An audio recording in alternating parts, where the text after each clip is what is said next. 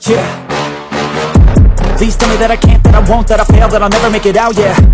Please tell me all the bad. Di awal film kita akan diperlihatkan seorang wanita bernama Osonae atau kita panggil saja dia Sonia.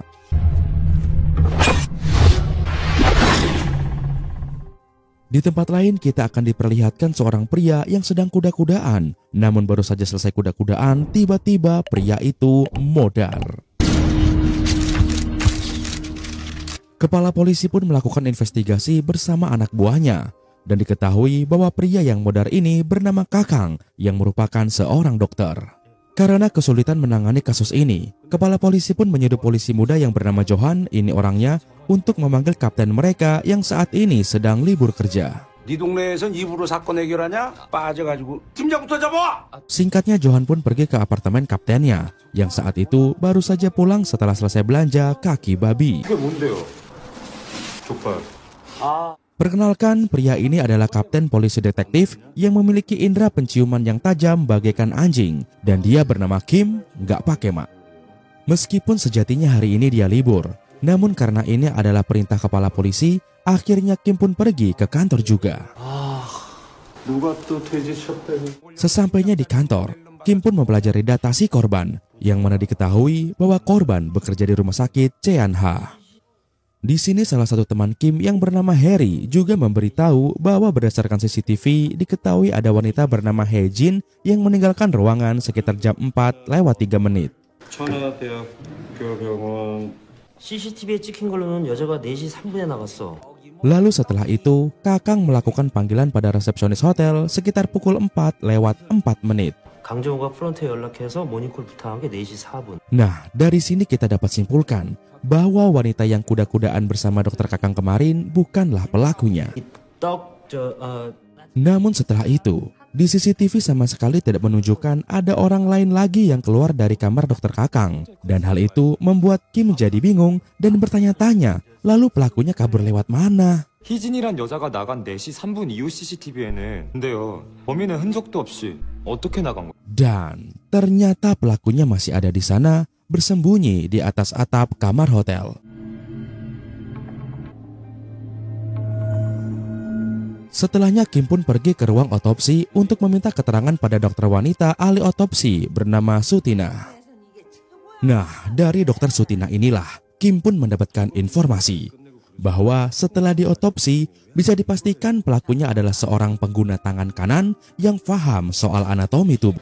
범인은 오른손잡이고 특이한 칼을 썼어. Sebab ternyata yang diserang pelaku adalah bagian-bagian arteri saja.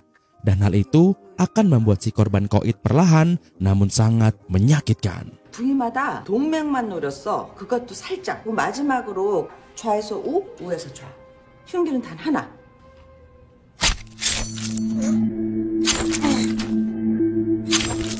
출혈이 점점 심해서 아주 졸라 고통스럽게 죽어왔어 이거. Setelahnya Kim pun pergi ke hotel tempat kejadian perkara untuk memeriksa kembali apakah si pelaku masih bersembunyi di tempat itu.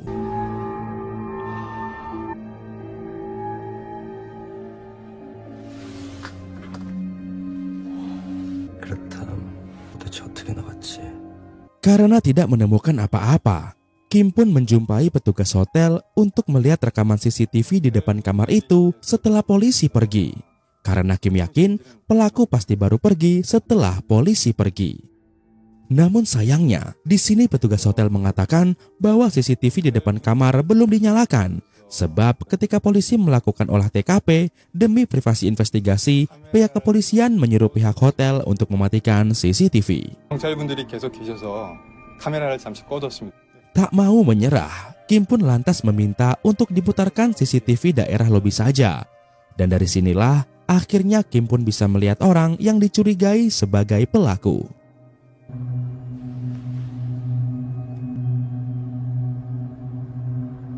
Keesokan harinya, Kim pun datang ke rumah sakit untuk menemui seorang dokter wanita.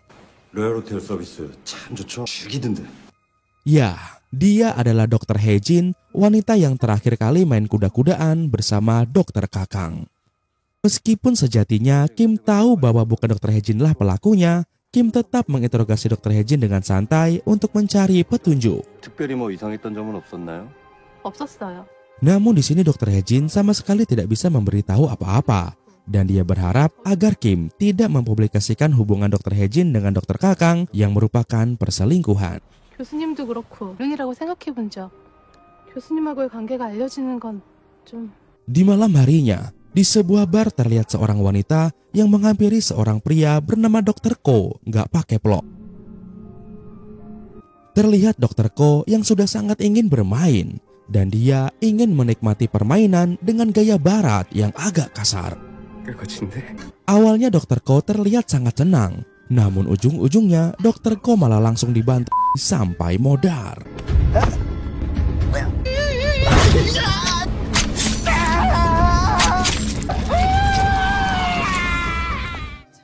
Setelah tubuh Dr. Ko diperiksa oleh Dr. Sutinah, sang Dr. Sutinah pun benar-benar yakin bahwa pelaku yang menghabisi Dr. Ko adalah orang yang sama dengan yang menghabisi Dr. Kakang. 흉기도 지난번과 동일하고 동일보면 소행.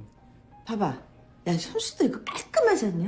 응? Menyadari kedua korban berprofesi sebagai dokter yang bekerja di rumah sakit yang sama, Dr. Sutinah pun jadi curiga jangan-jangan motif dari semua kejadian ini adalah balas dendam. 천하대학교 의사 둘이 법으로 살해를 당했다면은 원한일 가능성도 크고. Setelahnya Kim pun kembali menjumpai Hejin dan menanyakan hubungan Dr. Ko dengan Dr. Kakang. 강정욱, 고진수 두 사람 관계는요? Dan dari sini Hejin pun menjelaskan bahwa semasa hidup Dr. Ko dan Dr. Kakang menjalani persahabatan dan mereka berdua memiliki satu sahabat lagi. 두 분이 신경외과 동기면서 그 절친 멤버 중에 사람이 더 있긴 해요. Siapakah itu? Penasaran kan? Maka dari itu simak terus videonya sampai akhir. 들었어요. Di malam harinya, Kim dan teman-temannya pun mengajak dua perawat, sebut saja Miyati dan Miyatun, untuk makan malam.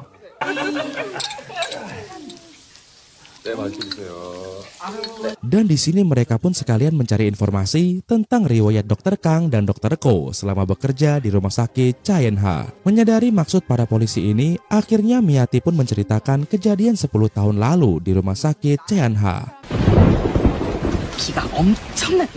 Malam itu ketika turun hujan, rumah sakit mereka kedatangan seorang pasien wanita muda yang sangat cantik sedang tidak sadarkan diri.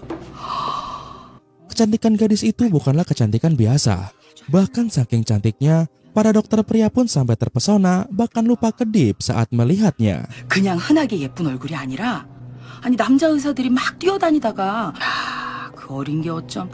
Dan setelah 1 bulan kemudian, rumor pun mulai beredar tentang kelakuan para dokter pria di sana yang diam-diam sudah melakukan tindakan binatang kepada si pasien. 아유 입에 담기도 걸음을 멈추고 돌아볼 정도였으면 말 다 했지 뭐.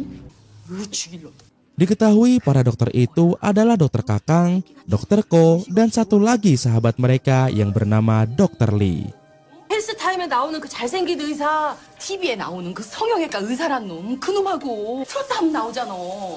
Yang mana Dr. Lee sendiri ternyata saat ini sudah tidak bekerja lagi di rumah sakit itu karena kini dia sudah menjadi dokter terkenal spesialis bedah plastik yang sering masuk TV. Dan inilah orangnya. 안녕하세요, 이기욱입니다. Ketika perjalanan pulang, tanpa sengaja Kim melihat ada toko daging yang baru buka di sekitar apartemennya. 이게 언제 열렸지? Ketika mengecek toko daging itu, Kim pun terpesona dengan kecantikan si penjual daging yang begitu aduhai. Ya, gadis ini adalah Sonia yang muncul di awal film tadi.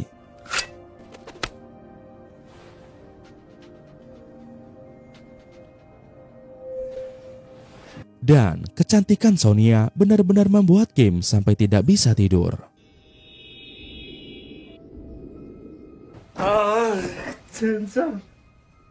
Keesokan harinya, ketika ingin berangkat kerja, Kim melihat toko dagingnya Sonia yang dipenuhi oleh pelanggan yang notabene lelaki semua. Sonia pun keluar dari toko itu.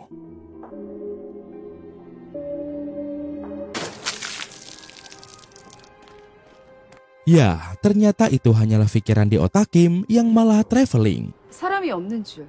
다음엔 꼭 피하도록. Singkatnya, Kim pun datang menjumpai Dr. Lee dengan alasan ingin menyelidiki kasus Dr. Ko dan Dr. Kakang. 강 교수하고 고 원장 일로 오셨다고요? Namun ketika Kim menyindir kejadian 10 tahun lalu, tiba-tiba saja Dr. Lee marah dan malah mengusir Kim. 뭐예요? 나가세요. Di sini Kim pun memperingatkan Dr. Lee untuk berhati-hati karena kemungkinan besar yang akan menjadi korban selanjutnya adalah Dr. Lee. 그리고 다음 차례는 당신? 나가요 당장! 수고하세요. Ketika kembali ke kantor, polisi Henry pun membawa sebuah informasi besar dari intelijen bahwa ternyata Dr. Lee dan teman-temannya pernah tertangkap akibat kasus obat haram. Namun entah bagaimana mereka malah bisa dibebaskan. 최근에 다시 마약에 손댄다는 첩보가 있습니다. 군 3년 전에 마약 혐의로 입건됐다가 무혐의로 풀려난 적이 있습니다. Di sini Kim pun memerintahkan Harry dan Johan untuk pergi ke rumah sakit Cheonha dan memeriksa apakah rumor perudalan ketiga dokter itu benar, serta mereka juga disuruh cari tahu tentang latar belakang pasien cantik yang dirumorkan menjadi korban itu. 4년도에 전신마비로 입원한 환자부터 확인해. 너희들은 지금 천하대학교 병원으로 가서. 알겠습니다. Setelah pulang kerja, Kim pun kembali ke warung daging milik Sonia. 조심히 가세요. Dan baru saja masuk ke toko ini, otak Kim pun langsung traveling yang enggak-enggak.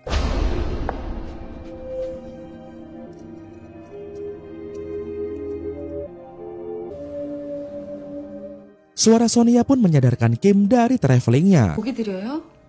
Namun di saat Sonia bertanya Kim mau pesan apa, karena terlalu grogi melihat bibir Sonia yang aduhai, akhirnya Kim pun malah pesan. 날 원해요? 입술. 고기 드실 줄 아시네. 코는 서비스로 드리죠. Yah, bibir babi. Wah, menurut kalian mirip bibir siapa nih guys? Jangan bilang mirip bibir mantan kalian ya. Eits, emangnya kalian punya mantan? Iya. Di malam berikutnya, Kim bersama Johan diam-diam membuntuti Dr. Lee yang datang ke sebuah diskotik. 조심하래도 더럽게 안 들어 처먹어요. JJ 클럽이라. Di waktu yang bersamaan, terlihat seorang wanita yang sedang bersiap memakai topeng. Gadis itu pun diam-diam mengikuti seorang pelayan dari belakang. Namun tanpa sengaja, Johan menabrak pelayan itu dan menemukan kerambit yang terjatuh bersamaan dengan es batu itu. 팀장님, 칼. Menyadari itu, tanpa pikir panjang, Kim pun langsung mengejar gadis bertopeng tadi. 계속하자고요. Dan aksi kejar-kejaran pun terjadi di sini.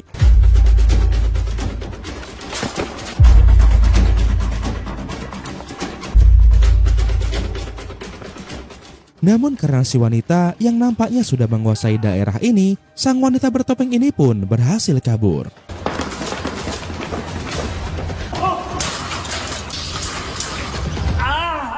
Sesampainya di kantor, Kim pun kembali mengecek semua petunjuk yang dia punya.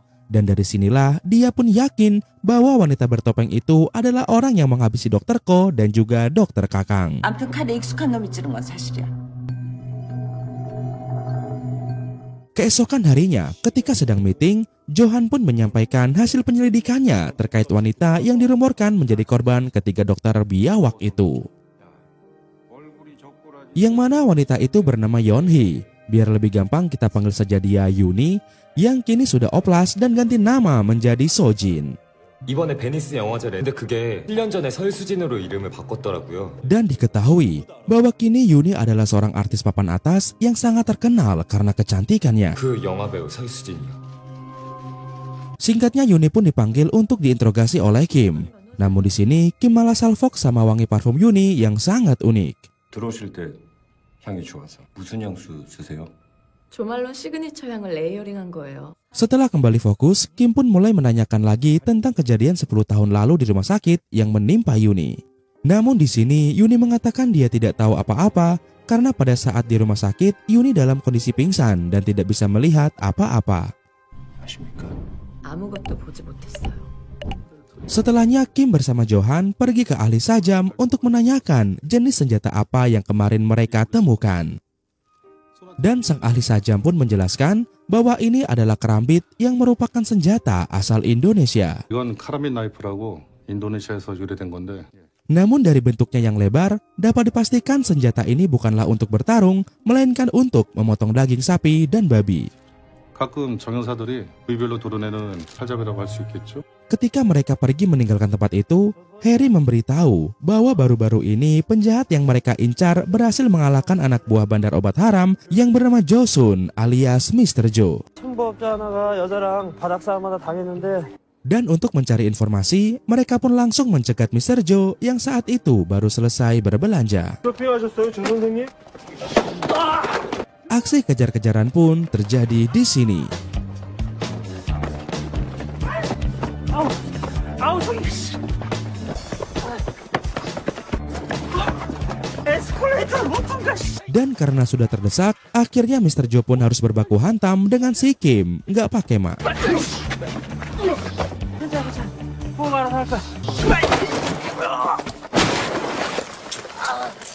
Setelah berhasil dijinakan, Mr. Joe pun langsung diinterogasi mengenai ciri-ciri si wanita yang saat ini sedang diburu polisi. 얼굴은 봤을 거 아니야. 생긴 거는 봤어? Dan di sini Mr. Joe pun menjelaskan bahwa wanita yang mereka lawan kemarin memiliki wajah dan bentuk yang sangat menggoda. Bahkan saking cantiknya, wanita itu dapat dikenali jika dijajarkan dengan 100 orang wanita lain. 근데요, 훅 땡기더라니까. 100명 사이에 섞어 놔도 그냥 딱 집어낼 수 있게 아주. Mendengar ucapan itu, tiba-tiba saja Kim jadi terbayang-bayang wajah Sonia yang juga memang sangat menggoda. 말도 안 돼. Ketika pulang kerja, lagi-lagi langkah kaki Kim terhenti di depan toko dagingnya Sonia. Sonia yang curiga dengan kelakuan Kim malah mengira Kim adalah rampok dan akhirnya Sonia menelpon polisi. 미친 형사 하나가 집 앞에서 행패를 부리고 있어서요. 여기 웬 미친 사람 하나가. 확인. 실례했습니다. Keesokan harinya ketika di kantor, Kim benar-benar tidak fokus kerja dan terbayang-bayang wajah cantik Sonia. 야, 김구. Hingga akhirnya Kim pun pergi ke toko Sonia dengan alibi pengen beli daging. 한우 투뿔. 오늘은 살치살이 최고예요. 지금 현재 우리 집엔 1kg 조금 넘는 양이 있어요. Sementara itu di tempat lain terlihat Dr. Lee yang sedang teler akibat obat haram. Dan di saat inilah dia teringat masa lalunya. Yang mana dahulu Dr. Lee, Dr. Kang, dan Dr. Ko benar-benar terpesona dengan kecantikan pasien mereka yang tak lain adalah Yuni yang sekarang jadi artis. Ketika sedang istirahat, Dr. Lee yang emang paling nakal pun akhirnya menghasut Dr. Ko dan Dr. Kakang agar mau ngicipin si Yuni. 아까게 죽이지. 오늘 응급실에 교통사고로 들어온 애가 있는데. 너 의식 없는 애한테? 네가 그러고도 의사냐? 미친 새끼야. Awalnya sih Dr. Ko dan Dr. Kakang tidak mau. Namun ketika melihat wajah Yuni kembali, akhirnya mereka pun jadi tak tahan dan melakukan perbuatan dosa itu secara bergantian. Terlihat air mata Yuni yang menetes di sini, yang mana ini menandakan bahwa meskipun Yuni tidak sadar, tapi dia bisa merasakan perbuatan haram yang mereka lakukan. Sementara itu di tempat lain, terlihat Sonia yang sedang melayani nenek-nenek tua pembeli daging. Dan kita sebut saja dia Nenek Turbo. Dan sebelum pergi, Nenek Turbo pun menasihati Sonia agar memotong daging dengan lebih cepat, serta jangan sampai ada kesalahan. 빠르게 도려내서 먹어야 하거든. 실수하지 마. Kembali ke Dr. Lee yang sedang ada di parkiran mobil. Dia merasa seperti ada yang mengikutinya. Dan ternyata... 누군데 숨어 있는 거야? Ya, itu adalah anaknya. Namun tak lama kemudian, tiba-tiba... Mendengar kabar Dr. Lee ditikam, Kim dan timnya pun segera datang ke rumah sakit. Dan di sini Harry pun memberitahu bahwa ketika penikaman itu berlangsung, ternyata Dr. Lee berhasil melukai paha si pelaku. 그때 이기욱이가 준비해놨던 메스로 범인을 찔렀고. Sementara itu di tempat lain, terlihat Yuni yang dikabari asistennya bahwa perawatannya bersama Dr. Lee hari ini dibatalkan karena Dr. Lee sedang terluka. Di sini Yuni pun menghela nafasnya, seraya mengingat kejadian beberapa waktu lalu. Yang mana saat di ruang make up, Dr. Lee menghampiri Yuni untuk mengajaknya mengobrol. 질문 하나 해도 돼요? 네. Ketika Dr. Lee berkata, "Jujurlah kepadaku," tiba-tiba saja Yuni teringat waktu dia sedang di rudal. 솔직히 말해봐요.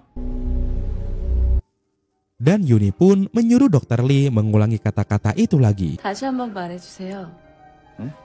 솔직히 말해봐요. Nah, setelah mendengar ulang, di sini akhirnya Yuni yakin bahwa Dr. Lee adalah orang yang melakukan kegiatan haram itu kepada dirinya di saat dia sedang koma. 솔직히 말해봐요. 솔직히 말해봐. Kembali ke masa kini, kali ini memperlihatkan Kim yang sedang curhat pada Sonia soal kasus yang dia tangani. 그 두 사람이 죽을 때 썼던 칼이 두 명이나 죽었어요. Karena tidak diperdulikan, akhirnya Kim pun malah nekat ngajak Sonia makan malam. 이거 같이 먹을래요? 채식주의자. Namun karena ternyata Sonia adalah tukang daging tapi vegetarian, akhirnya mereka pun malah makan buah apel di toko ini. Namun ternyata semua itu adalah alibi si Kim saja, karena tujuan dia yang sebenarnya adalah ingin memeriksa apakah ada luka di pahanya Sonia. Dan benar saja, ternyata ada luka di paha Sonia. Di sini Sonia pun mengatakan bahwa itu akibat dia salah potong daging, dan perlahan Kim pun mulai melepaskan Sonia. 뼈에서 살을 발라내는 건. Namun tiba-tiba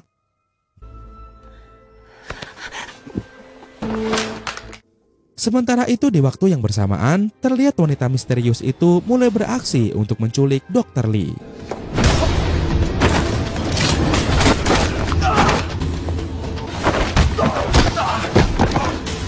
Dan setelah berhasil melewati penjaga, Dr. Lee pun dibawa dengan ambulan.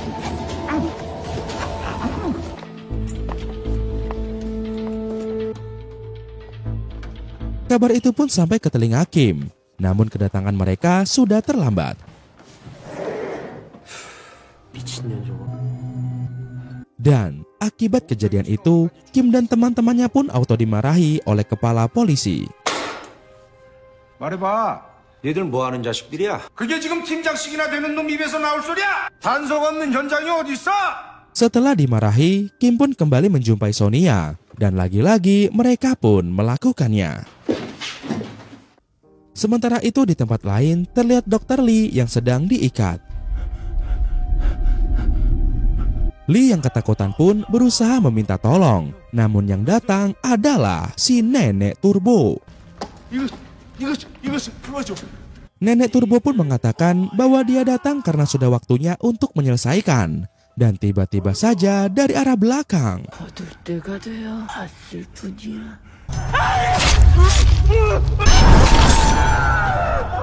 dan di sini Nenek Turbo pun membisikkan sebuah kalimat yang mana kalimat itu sama dengan kalimat yang 10 tahun lalu Dr. Lee ucapkan kepada Yuni. 솔직히 말해봐.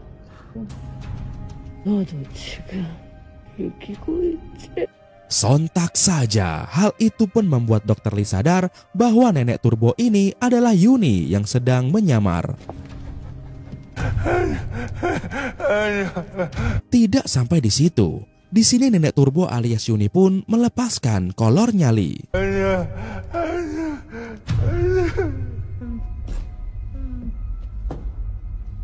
Setelahnya kolor itu pun diberikan kepada anjing herder untuk dihendus. Dan ketika anjing herder itu dilepas, si herder pun langsung memberakoti pusakanya Dr. Lee.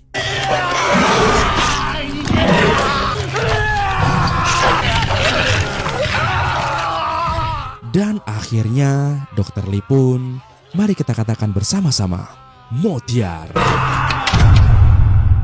Keesokan harinya, Kim pun mendapat panggilan untuk berkumpul. Namun saat ingin pergi, terlihat Sonia yang sepertinya ragu membiarkan Kim untuk pergi. Singkatnya, Kim pun datang ke TKP Modarnya Lee bersama ahli forensik yaitu Dr. Sutina. 뭐 이상해요? Dan ketika diperiksa, Dr. Sutina mengatakan bahwa senjata yang digunakan pelaku masih sama. Namun dari bentuk lukanya, dapat dipastikan kali ini pelakunya adalah seorang kidal. 이거 왼손잡이야. 동일한 흉기를 사용했는데. Di saat jam makan siang, Kim masih memikirkan kasus itu. Hingga tanpa sengaja, dia melihat berita yang mengabarkan film terbaru yang dibintangi oleh Yuni. Dan betapa terkejutnya Kim melihat Yuni memerankan seorang nenek-nenek yang mana nenek-nenek itu pernah Kim jumpai di toko daging milik Sonia.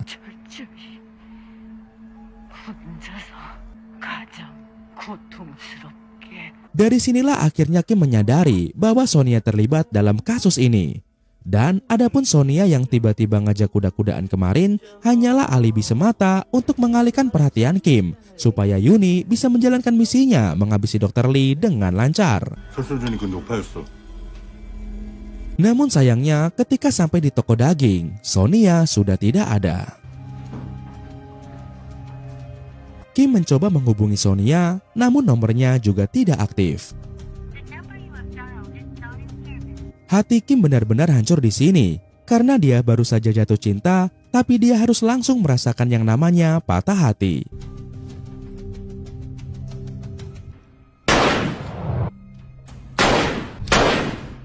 Kim pun mencoba menginterogasi Yuni atas kasus ini. Namun karena Kim tidak punya bukti yang kuat, akhirnya bosnya Kim pun menyuruh Kim untuk melepaskan Yuni.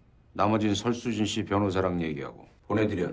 근거도 없이 이러지 마. 자꾸 시끄럽게. Beberapa hari kemudian, kasus koitnya pria-pria hidung belang pun kembali terjadi.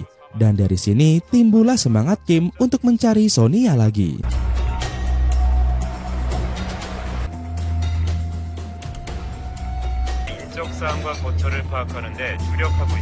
Keesokan harinya memperlihatkan seorang gangster sebut saja Ableh yang baru saja berhasil menjual anak buahnya yang sangat cantik. Tak lama kemudian, di saat Ableh sedang tertidur, wanita itu pun datang dengan kostumnya dan menghabisi Ableh. Setelahnya Kim pun datang sendirian untuk mengecek TKP. Menyadari korbannya kali ini adalah gangster, Kim pun langsung datang ke klub malam milik Mr. Joe.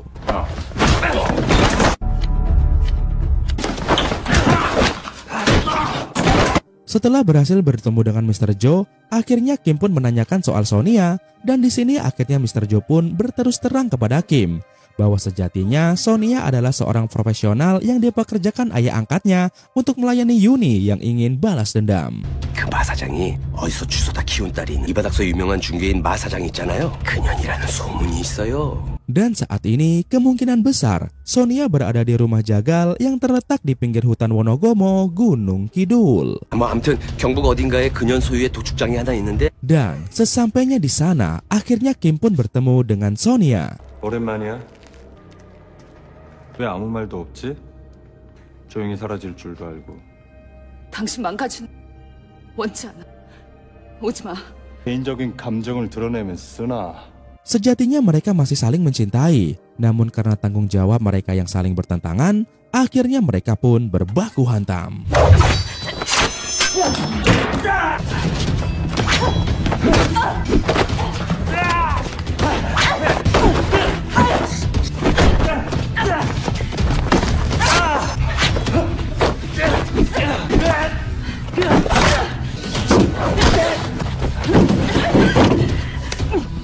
Terlihat Sonia yang tidak sanggup menghabisi Kim karena memang dia sedang jatuh cinta.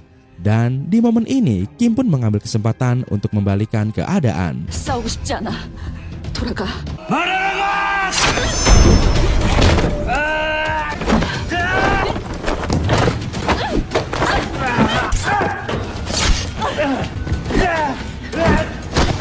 그런데 왜 난 죽이지 않는 거지?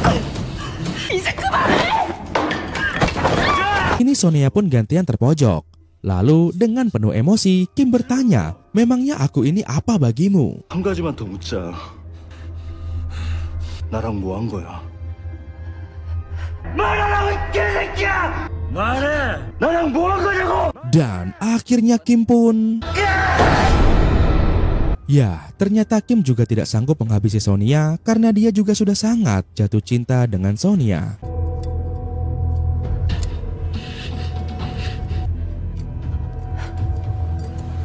Setelahnya Kim pun kembali ke kantornya dan di sini dia memberikan surat pengunduran diri.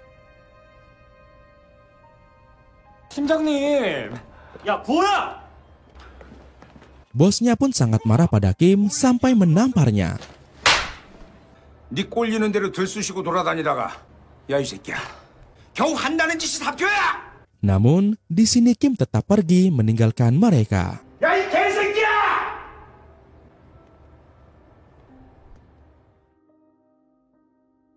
Satu bulan kemudian, akhirnya Kim berhasil menemukan Sonia lagi, yang kini membuka toko daging di dekat pom bensin Terminal Lawas. 고기 사러 왔어요. Dan karena sudah merasa sangat kangen, akhirnya mereka pun kuda-kudaan. Keesokan harinya setelah bangun tidur, tanpa sengaja Kim menemukan album foto milik Sonia. Dan ketika mengeceknya, betapa terkejutnya Kim saat mengetahui bahwa Sonia memiliki saudara kembar yang kidal. Dan film pun tamat. Nah, mungkin yang jadi pertanyaan banyak orang, lalu siapa yang udah bobok sama Kim? Apakah Sonia atau adeknya? Jadi kalau menurut gue pribadi nih ya guys, gue lihat dari tai lalat di hidung aja. Kalau Sonia itu tai lalatnya sangat jelas, sementara saudaranya cuma samar-samar. Sonia itu pelaku dengan tangan kanan, sementara saudaranya pelaku dengan tangan kiri. Nah, yang tidur sama Kim itu Sonianya. Tapi pas Kim mau pergi, yang ciuman sama Kim itu saudaranya Sonia. Lalu yang berantem sama Kim itu saudaranya Sonia. Makanya abis berantem mereka gak kuda-kudaan. Lalu 1 bulan kemudian, yang kembali main sama Kim itu adalah Sonia. Coba kalian cek lagi deh. Tapi itu cuman penilaian gua aja ya guys, belum tentu benar. Nah, kalau menurut kalian gimana guys? Namun siapapun itu, baik Sonia ataupun saudaranya, harusnya Kim sih nggak masalah ya. Lawong sama-sama cantik, enak dan legit kok. Menang banyak deh si Kim itu. Bikin penonton Sensasi Trends yang jomblo iri aja. Tapi kalau kalian sendiri nih guys, kalau disuruh milih, kira-kira kalian pilih mana? Pilih Sonia atau saudaranya? Jangan bilang malah pilih nenek turbo ya guys. Baiklah teman-teman, kayaknya sampai sini dulu aja ya perjumpaan kali ini. Terima kasih buat kalian yang sudah like, komen, dan subscribe. Dan yang paling penting terima kasih buat kalian yang sudah nyapa-nyapa gue di kolom komentar. I love you guys. And then seperti biasa, masih bersama gue Ren di sini. Akhir kata untuk menghemat kuota. Sampai jumpa lagi di video Sensasi Trends berikutnya. Bye bye.